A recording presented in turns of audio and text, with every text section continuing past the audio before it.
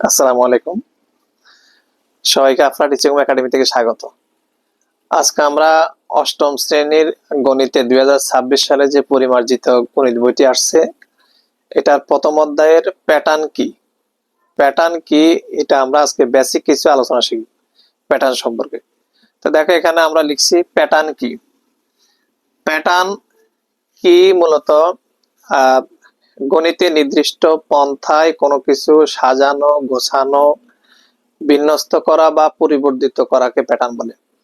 এছাড়া তোমাদের বইতে আছে শিশুর লাল নীল ব্লক আলাদা করা, একগুলো এক পাশে যাবে, নীলগুলো এক পাশে যাবে, লালগুলো একদিকে যাবে, এটা একটি প্যাটার্ন।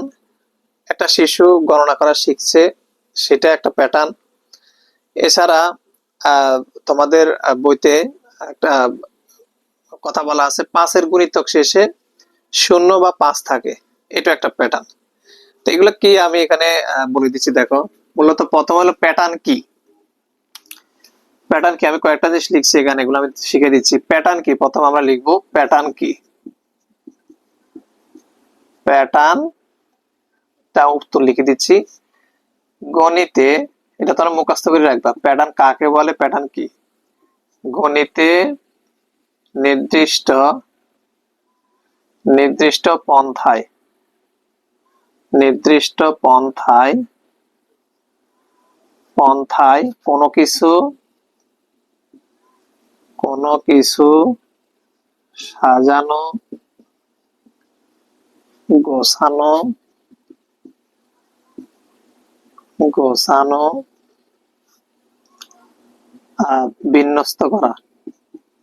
বিন্যস্ত করা বা পরিবর্তিত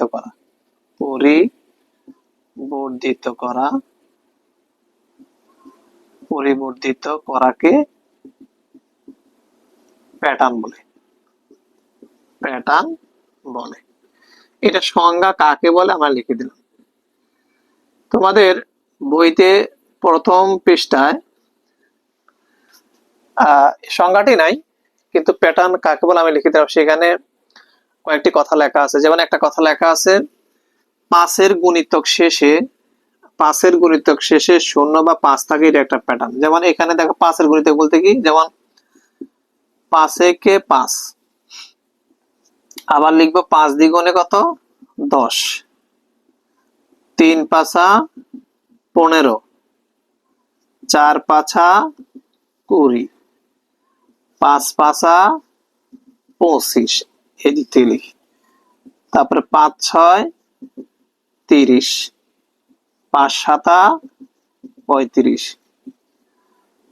5 8 40, 5 9 45, 5 10 50।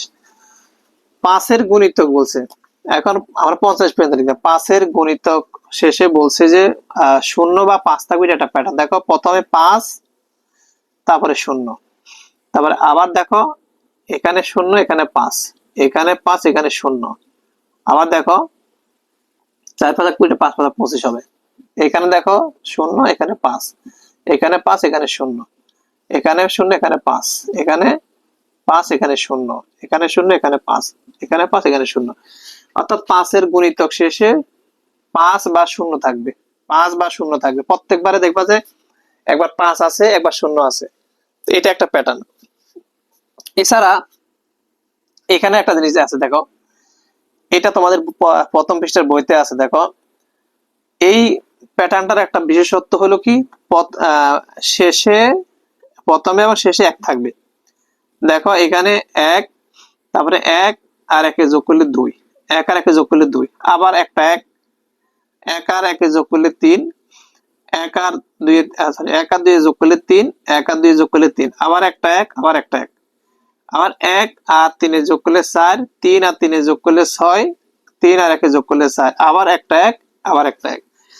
পরেরটা যদি তুমি লেখো, এই পর্যন্তই আছে। তুমি যদি পরেরটা লেখো, তাহলে এখানে কি হবে, 5 4 আর 1 5, 4 আর 6 কত, 10, 6 আর 4 কত হয়, 10, আবার 4 1 5, এবার এখানে একটা 1, এখানে একটা 1, এরকম। যদিও এই লাইনটি দেয় নাই বইতে, এইভাবে প্যাটার্নটা মূলত আসে। তো এটা একটা প্যাটার্ন। এছাড়া তোমাদের বইয়ের প্রথম পৃষ্ঠায় টাইলস এর ছবি দেওয়া আছে, দেখবা তোমরা বইতে প্রথম পৃষ্ঠায় গেলে অষ্টম শ্রেণী দেখবা যে সেখানে টাইলস এর ছবি আছে, যেটা আড়াআড়ি ভাবে টাইলস গুলোকে সাজানো আছে। এই টাইলস কে সাজানো এটা একটি প্যাটার্ন। এরপর দেখো আরেকটি প্যাটার্ন তোমাদের বইয়ের দ্বিতীয় পৃষ্ঠায় গেলে তোমরা এটা পাবে, দেখবা তোমাদের বই থেকে এগুলো নেওয়া।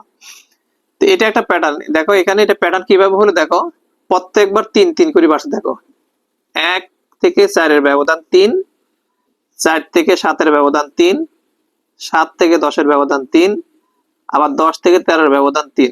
এভাবে প্রত্যেকবার 3 3 করে বাড়তেছে, এটা একটি প্যাটার্ন। আবার দেখো এই একটা প্যাটার্ন আছে, দেখো এই প্যাটার্নটা হলো এই প্যাটার্নটা হলো প্রত্যেকবার দ্বিগুণ করে হচ্ছে। দেখো প্রথমে 2, তারপরে কত 4, 4 এর ডাবল কত 8, 8 এর ডাবল 16, 16 এর ডাবল কত 32। এই হলো মূলত প্যাটার্ন। প্যাটার্ন কি তোমাদের এই বইয়ের প্রথমে যে প্যাটার্ন কথাটা বলা হয়েছে, এটা আমরা এই বেসিকটা তোমাদের শিখিয়ে দিলাম। এরপর আমরা পরের আমরা সেখানে দেখবা যে স্বাভাবিক সংখ্যার মৌলিক সংখ্যা নিয়ে আলোচনা করবো ইনশাআল্লাহ। ততক্ষণ ভালো থাকো, আমরা পরের ভিডিওতে দেখাবো ইনশাআল্লাহ।